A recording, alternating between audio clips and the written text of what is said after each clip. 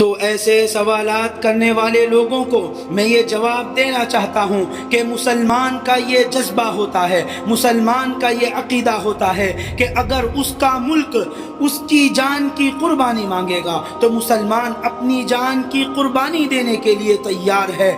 اگر اس کا ملک اس کے مال کی قربانی مانگے گا تو مسلمان اپنے مال کی قربانی دینے کے لیے تیار ہے۔ اور یہی نہیں، حتیٰ کہ اگر مسلمان کی ماؤں سے اگر ان کے بیٹوں کی قربانی مانگی جائے تو مسلمان مائیں، مسلمان باپ اپنے لخت جگر کی، اپنے بیٹوں کی قربانی دینے کے لیے بھی تیار ہیں۔ اور ایسا ماضی میں ہو چکا ہے کہ ملک کی آزادی میں مسلمانوں کا بھی خون شامل ہوا ہے۔ ہم نے یہ کر کے دکھایا ہے، ملک کی آزادی کے لیے مسلمانوں نے اپنی جانوں کا نذرانہ پیش کیا ہے۔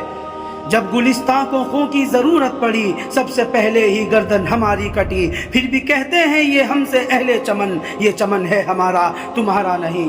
ہم نے اس کا نذرانہ پیش کر کے دکھایا ہے۔ تو ٹھیک اسی طرح سے جب اللہ رب العالمین ہم سے ہماری جان کی اگر قربانی مانگے گا تو ہم اپنی جان کی قربانی دینے کے لیے بھی تیار ہیں۔ لیکن وہ احکم الحاکمین ہے، وہ رحمان الرحیم ہے، وہ غفور الرحیم ہے، وہ عفو درگزر کرنے والا ہے۔ اس نے جان کی قربانی مانگی تو ہے لیکن قبول نہیں کی، اس نے جانور کی قربانی ہماری جان کے بدلے میں قبول کی۔ اللہ رب العزت نے رہتی دنیا تک کے لوگوں کو یہ باور کرا دیا، یہ بتلا دیا، یہ جتلا دیا کہ انسان کی جان کی اہمیت کبھی بھی جانور کی جان کی برابر نہیں ہو سکتی۔